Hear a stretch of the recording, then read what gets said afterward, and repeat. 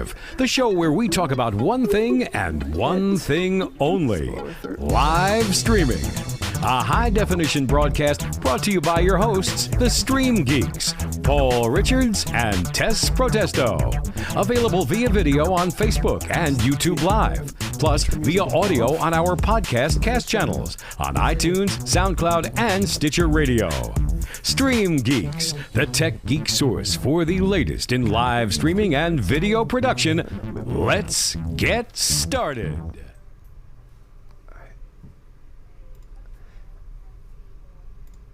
Hello, everybody.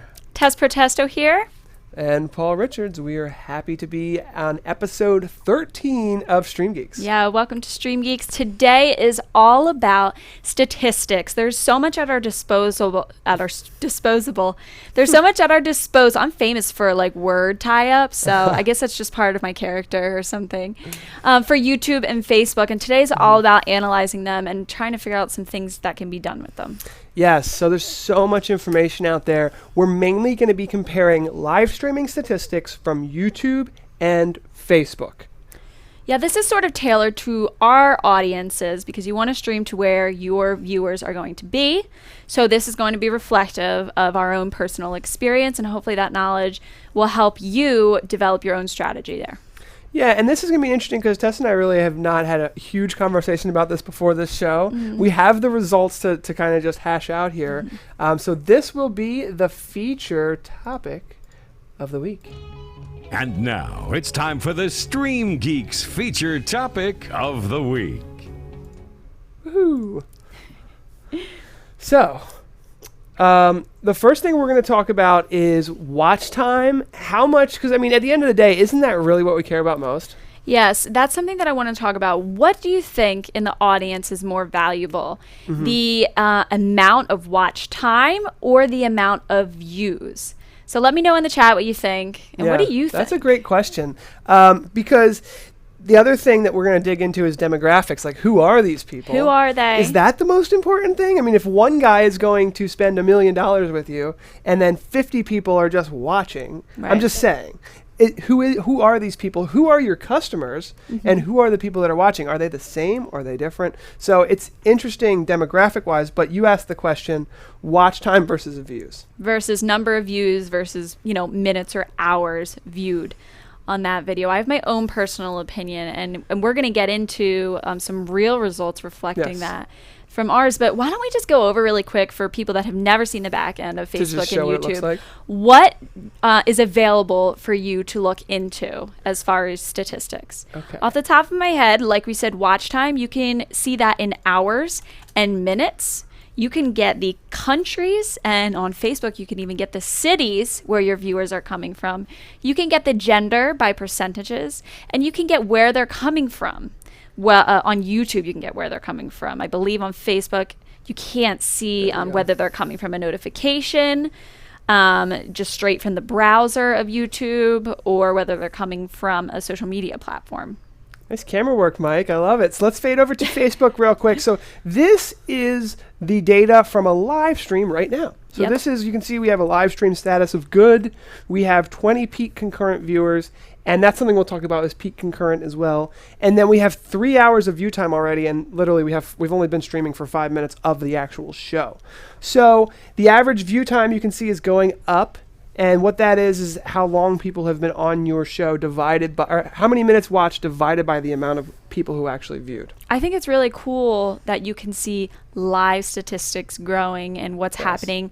This is a great thing to use if you have somebody, like we have our producer Mike helping us. He can keep track at what certain times that the most viewers are jumping onto the stream, or at what certain time in our streams are people ditching us.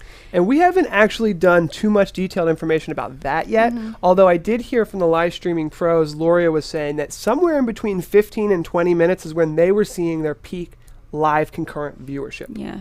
A little idea that I just had in my head is if you really wanted to and you didn't have somebody to be there watching the statistics for you live, you could do a screen capture recording of this browser feed and you can go back and watch at what time in your live stream, these things are happening. So there's a little tip for you.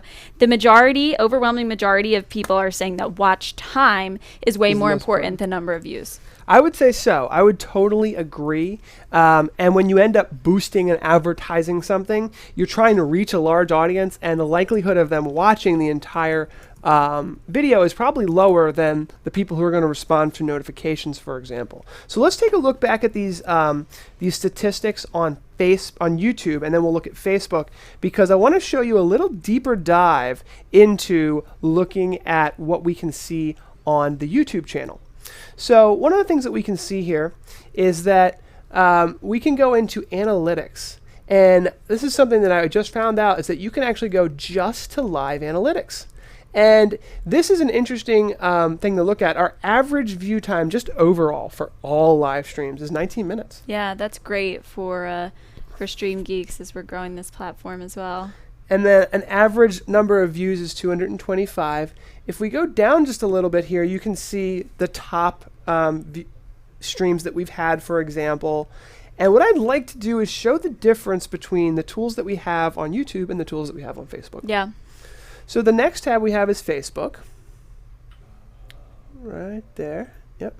And if we go to, why don't we go into, StreamGeeks? Or maybe we can go into PTZ Optics too, either one. Yeah, we're going to show you some charts reflecting PTZ Optics page. And Insights. And you can go right to Insights.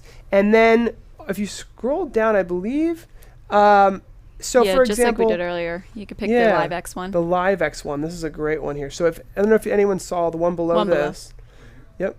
This was a live stream that we did. This is one of the best live streams that I saw from viewership perspective. Yeah, we had great engagement. Something that's striking to me from our viewership is that the average watch time is now down to 46 seconds, whereas a comparable 19 minutes on YouTube. So clearly we're getting our most valuable views on YouTube at this point. Yes. But it's kind of a catch-22 if you think about it, because what we're looking at here is the difference between a large amount of views. So we're dividing that number by 1,200 video views. On YouTube, we're getting very much less views. Sorry, it's much less. But we're getting less views. So the people that are there are watching longer. Yeah, where the value of streaming to both still, even though we're getting more valuable quote-unquote views on YouTube, is we're nurturing our kind of, like we say, ride or die fans and followers on YouTube. They're watching the longest periods of time of our shows. What's happening for us on Facebook is we're in people's news feeds. So they're often scrolling by us. We're getting those 3-second views or whatnot. But that's just for brand recognition and growth for us. Yeah. It does a lot for that because people are saying, oh, they have a live show. They're passing by. Though they have seen us, they might in the future follow us or recognize us. So that's where I find the value in that. Yeah, there's a ton of value there. And one of the interesting things that Tess is going to dig into a little bit is that we have a better balance of men and women on Facebook. Yeah. On YouTube, we've got almost all men. So it's just something to think about demographics. So who are the people that you're actually reaching is interesting. That so can help you. Should we go like well, let's, you know what I was thinking? Let's show the chart that you made, Tess, because Tess spent a lot of time on this. Tess and Mike spent some time on this. And the cool thing about this is we're going to be able to look at side-by-side data. Videos. So which is cool. In the red, you're seeing our latest 3 live streams. And in the blue, you're seeing the comparable parallel version of Facebook stream for those videos. And you're able to see that the total views is substantially different, at least for this Live X one. That exploded on Facebook. Not so much difference in the product line and VidSummit videos. But the minutes viewed. The minutes viewed, right? And that's what's important. So the minute views are 4 times almost as much minutes watched. And so the average viewer is just almost, if you look at the average watch time, 10 times or more likely to watch minutes, 10 times as much. So it's crazy. Yeah. So like our viewers decided, the minutes viewed is, I think, where you want to spend the most time focusing on what's happening there. Yes. So that's quite interesting to see. And then what did you see as far as demographics? Was there any differences? So like we discussed, somewhere in the high 90 percentile on every single YouTube video, it's male dominated. On Facebook, there's much less difference, maybe a 20 to 40% difference in male to female views. Again, I think that's because you're getting that newsfeed distribution where male and female are both scanning through the newsfeed. Yes. But still more heavily male dominated. Something interesting with the locations that we discussed. The overwhelming majority of our views are coming from the United States. Otherwise, we get Canada, of course. We have Mike Lana and Bruce and a bunch of other people from Canada I'm forgetting about. We're getting some Mexican views, United Kingdom. And there was one thing that, if we could pull that chart back up, that we wanted to point out from Facebook. If you see something like this one statistic that we're about to show you, on this Facebook product line live stream, you can see this is the only, and I didn't tell you this yet, this is the only location that changes. That's because we had one person, and what was the country? Belarus. It was some place like next to Poland and Lithuania that we got the most time viewed on Facebook. It like overwhelmed everything else. And what we decided happened is there was one person from that country in Eastern Europe that watched the entire stream. Okay. So if you see a random country that somehow tops all your other views for that time, you're probably having a really valuable viewer from that location during that stream. So it's possible that we might not have a large enough pool of viewers around globally so that a single person could actually skew the results just by watching the entire stream. Especially on Facebook, because we're getting so much of those 1 minute views. If this one guy from this Eastern European country, which I still am sure I'm not saying the name right, so I'm not even going to try, if he watches the whole stream, that's going to surpass every other view that you have. I see. But hey, we want to go email him and be like, what did you like about the show? Like, what can we help you with? So were you able to actually find out who it was? I think he might have commented on the chat. Okay. And I can't remember his name. If you're in the chat right now, let me know. Because you're kind of famous today on our show. Cool. So we talked about watch time. We talked about average view duration. I wanted to look at traffic sources, and something that is Facebook only, and we've actually got right up here in our desktop capture, is post reactions. So that's something that on the YouTube platform, and specifically, we don't necessarily have that much information on. On YouTube, you basically got a thumbs up or a thumbs down, right? Now on Facebook, we get this plethora of different reactions. So let's take a look at this LiveX studio tour we just did last Friday, just 3 or 4 days ago, very fresh, and take a look at the desktop capture here, which shows the different post reactions. And that's something we really want to look at, because it gives us a good, even if we're getting a little bit of views, not too many, we can actually still look at the reactions and the engagement from the audience. Yeah. So it's something that YouTube doesn't give us, but you can see here. And for those of you on the podcast, I'll just kind of explain to you. When you go to your post details, you get all these view time and watch and analytics things. And then you've got this whole section on reactions. And we got 73 reactions on this show. So out of 73.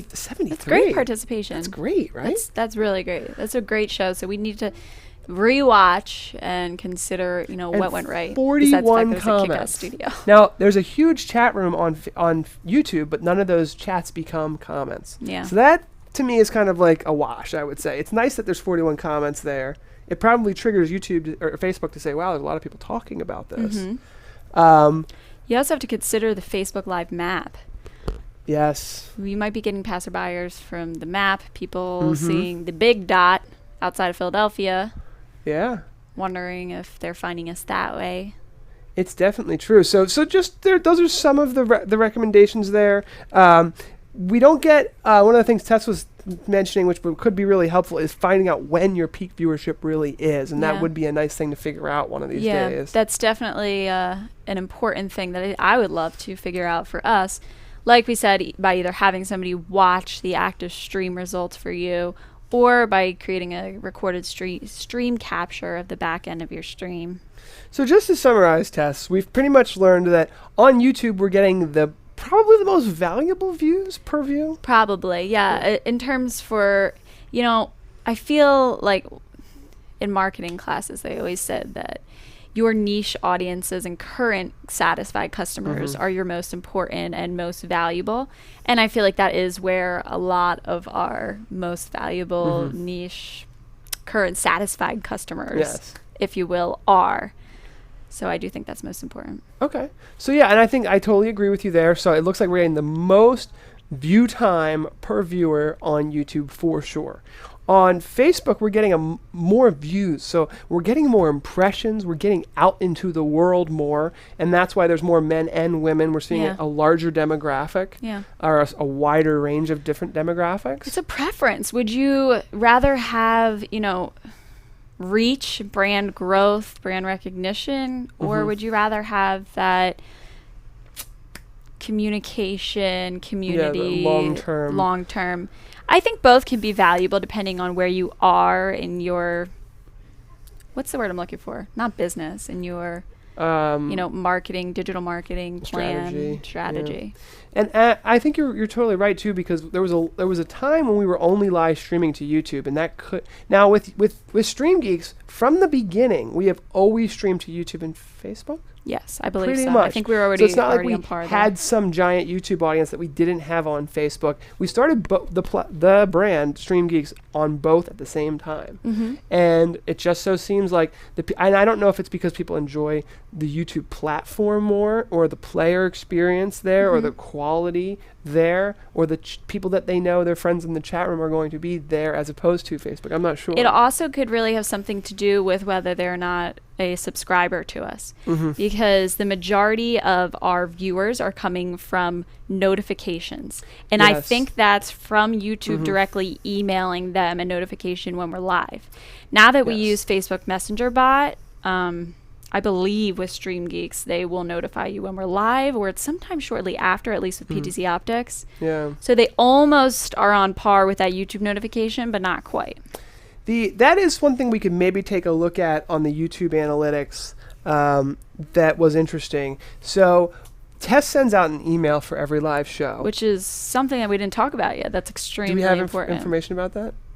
I can tell you about the click rates on our buttons. So let's show this really quickly. There's some information that I'd like to show in the YouTube analytics, and that's going to make a lot of sense with what Tess is saying about her email and click rates. So if we scroll to the bottom here, we can actually see that the traffic sources. So we've got let's try just clicking right into one of the videos, like the selling virtual tickets at NAB. Just here, I'll do it. Because this shows, so the direct, so this is showing 55% of the people came directly to the link, and that would have been from one of your emails. Yes. 21%, which is a large chunk, are coming through the notifications. Yes. So 70% of our viewers are coming through. Is this the LiveX one? No, this is not the Live. We're in the StreamGeeks. Oh, this is StreamGeeks. But 50% is coming from email, 20% is coming from the automated notifications, and then we're actually getting 8 to maybe through the YouTube platform as a suggested video, which is nice. So YouTube's given us some love, and I think Facebook does the same. That's why their views are so high. And then other, we don't even know where that is. Yeah. I'm reading some of these comments. Drake says, no, the come and go is from it being a 3.5 hour football game, and I think people surf during timeouts and lulls in the game. Okay, so he's talking about for his purposes, which is good to think about. You want to think about what's best for your plan and your, streaming service, what you're providing. And I mean, we have to be honest. I mean, it's not like the Super Bowl where people are tuning in for the commercials. Right. Like if it's something that people are tuning in and out from, and the other thing to think about, which is what we've been considering, is that if you are getting a ton of views, that's going to reduce, and you've got your people who are really watching the whole thing, it's going to dilute the overall audience retention numbers that you're seeing. Yep. To touch on some of the click rates we have, yes, we said it's extremely important to develop an email list of your contacts that are interested in your live streams, have watched, or you think would be interested in them.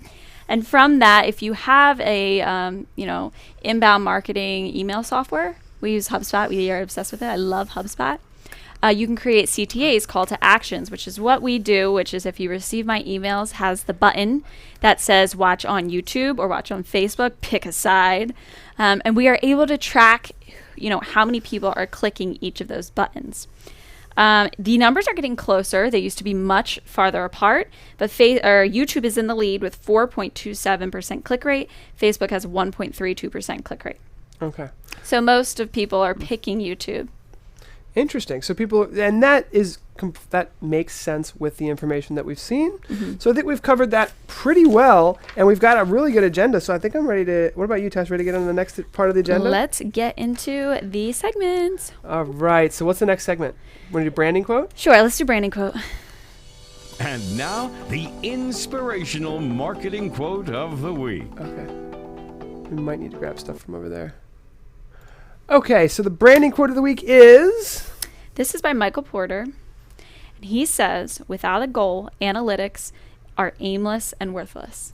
That's a great statistic for today, or quote for today. Yeah. I'm trying to think about, when you see all these results, you figured out what they mean, what to do next. What can you improve on? Yeah. And this is where, as marketer, you have to get really creative and think about what changes need to be made. Yeah, and I feel what like do you think? We're kind of like spitballing our goals here. Mm-hmm. Okay, well, Facebook is doing this, so I guess our goal, or at least we're not really defining goals. We're just like kind of identifying benefits, if you will. Like we're saying, oh, well, Facebook's getting a lot of views and the demographic is different, so that's a benefit. But what I think Michael's saying, and I think it's really true, is that what we need to do is figure out what our goals are and then be like, all right, well, Facebook is not achieving our goals, or maybe it is. I don't know. Mm-hmm. And so that's a very good quote. And I think we have to think more about what our real goals are, mm-hmm. and then say, all right, well, YouTube is giving us a ton of views. And here's a tip for something. So almost every video that we ever publish is always advertised on Google AdWords. Mm-hmm. Every single one. And the reason why I do that is because we can get, let's say, 1,000 or 2,000 views. Enough views to say, oh, wow, this percentage of people are watching it 50% of the time. And then I set up a goal and I say, well, if someone is going to watch 30 to 50% of our video and actually stay and watch that video that's 20 minutes, mm-hmm. let's keep advertising it, right? So it's about, our goal is to get people to watch. I think watch time is really one of our goals. Watch time, we want contacts. We also want user group members. Yes, it's true. On Facebook, one of our main goals, and we also use this through YouTube, is to drive people to the user group. Mm-hmm. We want to grow community behind each of our brands, and that's one of our main goals with our live streams. Of course, with PTZ Optics, we're also trying to sell cameras and inform people how great our products are. Yes. Which is really difficult to judge based on, okay, well, is it better that a ton of different people watched it? Mm-hmm. Or is it better that a select group watched an entire segment about it? Mm-hmm. So that's difficult to judge, but you're right, those are the goals. One of the main things that your statistics can show you is who and where to advertise to, mm-hmm. what interests also to delegate to your Facebook ads or your YouTube boosts or whatnot. So if they're all coming from the United States, then advertise in the United States. If they're all coming from New York, advertise to New York. If they're all male in our case, for the majority, we're going to focus more of our attention on male-based content and male advertisements. Yes. And it might not be a bad chance for women to... in the future. Well, we're trying. And here's something I wanted to throw out here. Here's a Facebook Live reaction question. Do you look at your analytics? Just be honest. Give us a heart if you do look at your analytics, and a ha-ha if you're just like, it's too difficult for me to draw any information from the analytics, so I don't really even spend my time. And it's for us, it's difficult to really think about what our goals are versus, like a lot of views. It's tricky. So we're trying to figure out ways, and I think you're right with that quote. You're dead on. Yeah. It's like you got to start with your goals first. For us, you can also see where you're lacking. Maybe we need to do an entire campaign geared towards women to try and gain more traction from women. Yes. All of our views are coming from the United States. Maybe we need to start creating some more international friendly content. So those are just some good goals to drive. Those are some great goals. So our next one is the random tech fact of the week. And now it's time for our random tech fact of the week. This was an interesting one. Yes. I was reading an article on a group that I'm part of about copyright issues. And this one vlogger, and I think he's a social media creator coach, he was sued for something like $150,000 for taking an image off Google and putting it next to a piece of content on his website. He claims, and this is where the debate comes from, that there are businesses, and this business that sued him is one of them, that go out there, create pieces of images, put them on Google, and then their sole business plan is to search for people who have taken their images from Google and to sue them. That's funny. They're like sharks. Yeah. Can you blame them though? I mean, he's stealing their video or pictures. Yeah, I mean, if they created it, they created it. That's funny. It's a smart thinking, morally incorrect, but he might be a little butthurt and maybe just sort of coming to conclusions to soften his own moral. Here's the is this the guy you're talking about? This is the dude. His name's John Aldred. No, his name's David. Oh, David something. And I don't want to slam him because I'm not sure. Because if he's sure that this is like a shark that does this, that kind of sucks. Because I've taken Google images, especially like in high school and stuff when you just didn't care, and derive from them. And it's a tricky thing because you really shouldn't take anybody else's content. Yeah, it can get you in a lot of trouble. And especially when you're going live. When you there's some things called fair use, using a small clip of something that is copywritten inside of a larger piece of original content. But when it comes to imagery, stealing someone's image and putting it anywhere, is especially really without difficult. giving them credit. Yeah. You have to give credit where credit's due. And it's a really touchy subject. You can't be stealing people's stuff. Their art is their art. You have to make up your own stuff. But what we wanted to offer you was some tools that we use to derive images from. Yes. First off, Google image search has a tab setting that you could pull down that says, fair use anywhere. And then you can just search for images that are allowed to be used anywhere. I use that all the time. Should we show that really quickly? Sure. Because I feel like that is something that we could definitely show people how that works, because it will save you a lot of time. So if we go over to just a regular Google search, and Tessa's talking about Google images, right? Mm-hmm. So let's just say images. If I need like a clip art image. Of a microphone, let's just say. Yeah. What you would do is you'd go to, is it tools? It's tools, usage rights, and then labeled for reuse. Labeled for reuse. So with these you can reuse. With these, with modification, you can actually add your own text over it and actually modify the image. So there's a ton, there's options. That's an amazing world we live in. Right. Why take a picture of a microphone when it's labeled for reuse? Right. Something like this, there's even options to grab ones and make PNGs out of them, or sometimes they do have PNGs if you just want like a floating image with no background. So there's definitely options. And search.creativecommons.org is another one that you can be sure that you're safe with. Trying to think of what else. And then if you're looking for more premium content that you can't get through here, or you can purchase content. Don't forget that. You can go to Video Blocks, Audio Blocks, Video Hive, Photo Dune. There's a ton of them. Yeah, we use those. They have great stock footage, and if I need a sound effect or a song that's labeled for reuse, we can. Their services you have to pay for.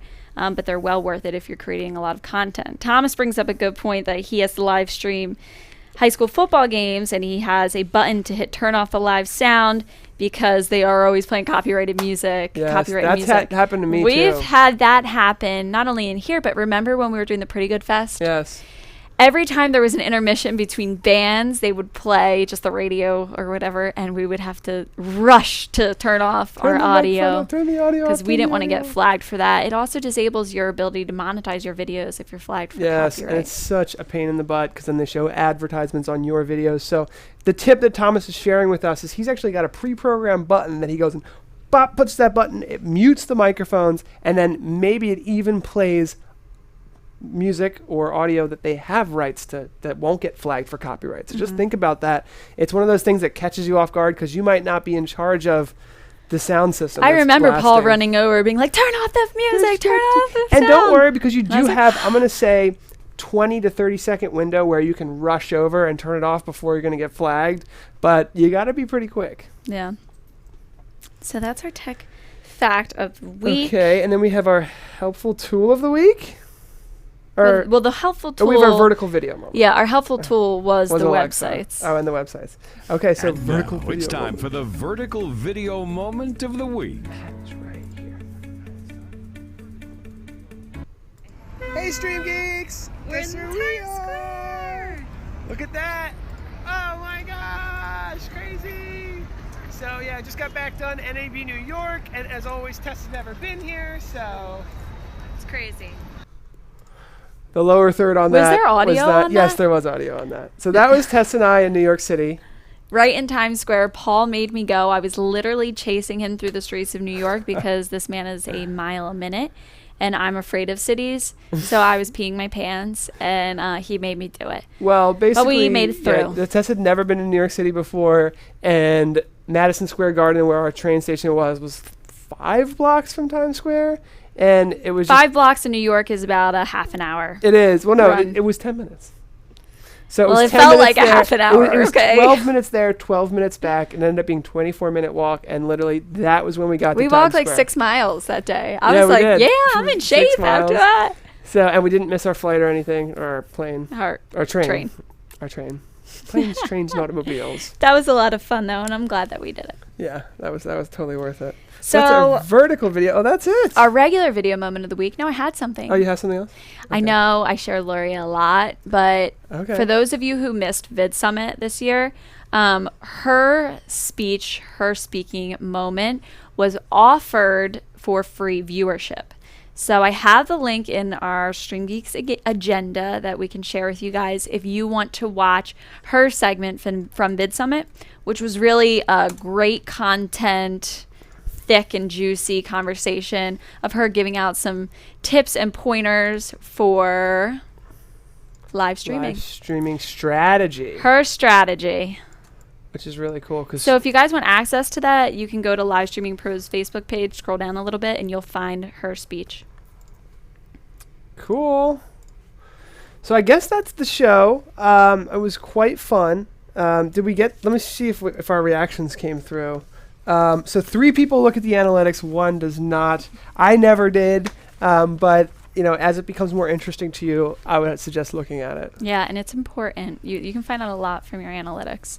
After this, we're going to sit down and figure out what our next step is after we just talked about our own analytics all day. Yes, and that quote really hits home. I think finding out the goals are important. For those of you listening on the podcast, thanks for tuning in via audio. We live stream and record our podcast every Monday at 11 a.m. Pacific, 2 p.m. Eastern. Thanks for stopping by. Don't forget to hit us up on our Facebook user group, facebook.com/groups/face. Oh my gosh. /StreamGeeks. Woo. Boop. Do. Sometimes I'll go into the playlist at this point, so it just starts to rotate.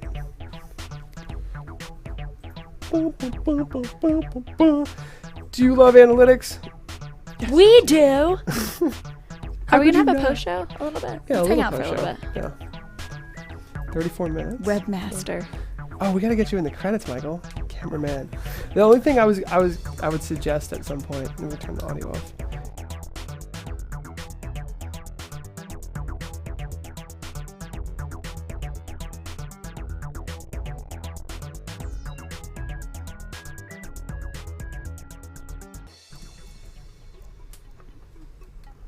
Stream the fun. Welcome to the post show, guys. We're going to hang out for a little bit and address some lingering questions, thoughts, or concerns. John starts things off with a fun little suggestion, bringing an IP lawyer as a guest for the show on copyright. Ooh. I saw Tom Sinclair did that on his Streaming Idiots show one time. He did? Yeah, he brought a lawyer on to talk about it. And There's so many questions about it all the time. goodness, it's such a popular question that people have. So I think it was a really good idea to do that for sure. If you get something flagged on YouTube and you don't believe that there was an issue, go ahead and dispute it, because we do that all the time. Yeah. Yeah, you do. And actually, that's a good point, Tess, is that YouTube especially is getting incredibly tough with, like, I guarantee when this video goes up, it's going to say not suitable for advertisers. And you're going to be like, what? And that basically means that they're not going to promote your video because they want to make advertising money. And so it's really tough for the small broadcasters because they won't review your video to see if it is... What is this called? NDI? To see if it is suitable for advertisers until you get 1,000 views. So you actually have to get 1,000 views, which is impossible for some of us smaller broadcasters to even play the game of being shown up, in priority search for advertisers. So it's a little annoying, but and who knows what's triggering these events? I think what they're using is audio.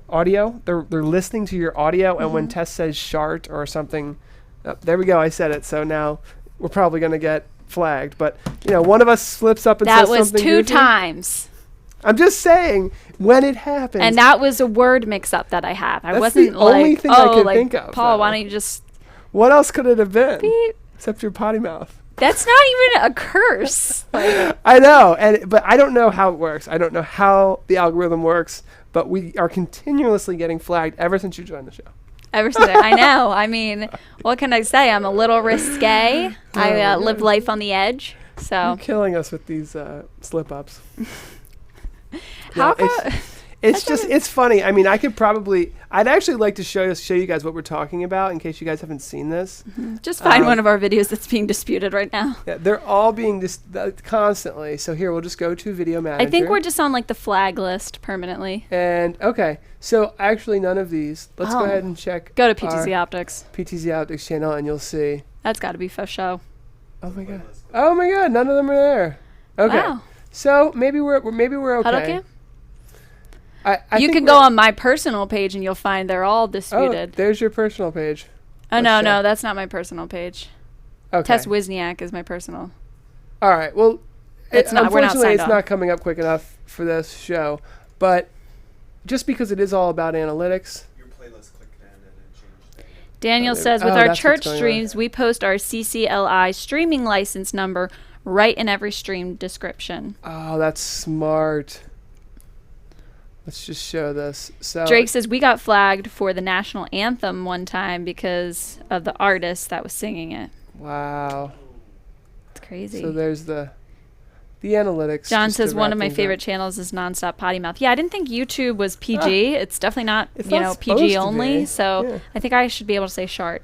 If I want to. The interesting thing about YouTube specifically for all of us creators is that the age range from 30 to 50 is really one of the faster growing ones now. And unfortunately, when YouTube was young and for the past maybe 10 years, it really was dominated by kids. Yeah. Unfortunately. Doing like fail videos and like jackass type. That's why game streaming is so big and all that stuff. True. And now some of us professionals creating professional development, whatever we're doing, broadcasting, geared toward people who might buy our product, people in professional positions from ages 30 to 50, let's just say. That's a growing segment of YouTube now. We were looking at the beauty streamers. Yeah. And now those are the people who will spend the money on the beauty bloggers aren't just 22-year-old hotties. There's some older women that are looking, first off, for people that can relate to them and certain products to use for aged skin, and the creators are there with the information and they have huge followings. Yes. Now, one of the things that was interesting to me that I saw there that we need to actually think about is that a lot of these people in that 30 to 50-year-old range, they're looking for like a 5-minute video. True. Like they want to get that info and get out of there. This broadcast is going to be like 35 minutes. Yeah. So if there was a piece that somebody might have wanted, they might have missed it just because they're not willing to take 35 minutes to watch this whole thing. So something also to think of. So it's nice to have these long broadcasts, interact with your audience, but also think that what people seem to want, and everyone said it over and over again, is they want short, concise videos. So don't forget that other side of the coin as well. Yeah, especially content depending, because I know on beauty videos I watch, I'm often just fast forwarding to the end to see what the product looks like on their skin. Yeah. So, and I remember you mentioned, like, because it takes so long to apply makeup, you might just take that portion of the application and, like, speed it up or something. And blend it. Already. Or sometimes do live, sometimes do recorded. There's tons you can do. Thomas says, my 9-year-old son wants to stream his Minecraft playing to YouTube, so we have been developing a show for him. How fun is that? Love to hear that. Wow. We'll subscribe to his channel. Let me know. Yeah, that sounds very interesting. And that it's so funny that he's 9 years old. He wants to do this, and he's in the majority. That is like the core YouTube audience. And it's funny because I don't think you're even allowed to to spend advertising dollars going after people who are under 18. Excuse me. Emmanuel is saying, I'm having a problem recently with Facebook Live. After the event, less than 4 hours, the show is still showing live and that the video didn't save. How do you get over this? Because I have several of such videos on my page. Okay, so the recording there are a couple did things not we can save. help you with. One is the recording should be saving, and if they're not, that's because you're using like a continuous stream that's not supposed to be saved. What you want to do, and I'll take you through this really quickly because this is the kind of stuff we like to talk about. If we go into PTZ Optics, or this is okay, let's go into, okay, this is fine. So if we go into publishing tools here on Facebook, and we go to videos, you have to go to video library, and then you hit the live button. Yeah. You might just be going live. What you might want to do is go ahead and schedule the stream for the date that you plan to go live. And every time I've done this, it always records it. It does. But the other thing you want to do is, see, we're live right now, and you want to hit that end live video, okay? If you don't hit that, it just keeps on going live even if you stop streaming, and it just goes black. Mm-hmm. Right? So you got to tell Facebook that you're done when you're done. And that's what that does. Good tip there. YouTube apps on smart TVs and set-top boxes make it easier to use YouTube than Facebook, says Mike Latta. I agree, because I have also used the Facebook app that came on my smartphone just, I guess, a couple months ago, or my smart TV a couple months ago. It popped up. I don't know if you've used that yet, the Facebook television app. YouTube is a lot better. It's a lot, and people say Facebook is doing a much better job with live streaming because they're reaching more people. But as we saw, much better quality on YouTube. But the YouTube app on televisions is much more advanced than the Facebook one. Mm-hmm. The Facebook is so all about viral videos and not as much, I feel like, about what you're subscribed to and your personal preferences. Mm-hmm. They're really trying to blast out what they think is the best thing for you and based on what you like and everything. But they're all getting better. Yes, that's true. And as we kind of mentioned, it depends what you're looking to receive, which is why it's so valuable to stream to both. So we can sort of get both sides of the story here, reach a lot of people, but also really endear our current happy followers. Yeah, it's been a great experience for us being able to use both and learn about both, throughout the process. So we've had a good experience getting the best out of both worlds, and it's been fun. So thanks for coming along the ride, everybody. I think we're just about done this broadcast. It's been fun, so I appreciate it, and we'll wrap it up. Tess and I both have our StreamGeeks email addresses. It's test.protesto at streamgeeks.us. Yeah. All right. Test.protesto at streamgeeks.us. at streamgeeks.us. So send us an email if you need to follow up with anything. But this is our fun little live show. Bye, everybody. Don't forget, guys, we have a blog on streamgeeks.us reflecting all of our videos if you want some verbal language regarding these topics as well. Yes.